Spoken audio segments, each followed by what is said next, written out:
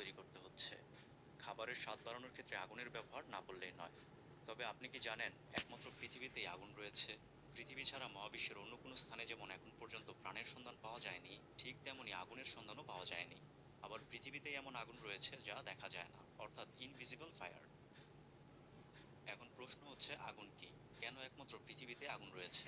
এবং কখন পৃথিবীতে আগুনের আবির্ভাব? আগুন সম্পৃক্ত এমন বিভিন্ন বিষয় নিয়ে আজকের ভিডিও। আমি জুম্মান আছি আপনাদের সাথে, আপনারা দেখছেন বিজ্ঞান পাইসি।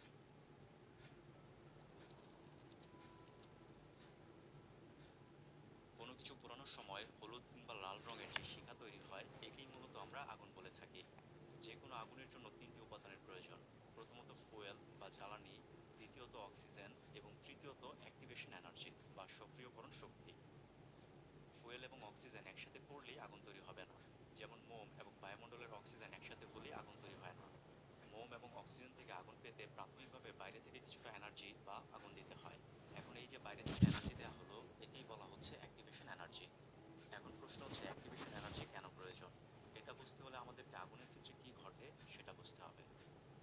আমরা জানি যে কোনো বন্ধন ভাঙতে বাইরে থেকে শক্তি দিতে হয়, এবং নতুন বন্ধন তৈরি হলে তা থেকে শক্তি নির্গত হয়।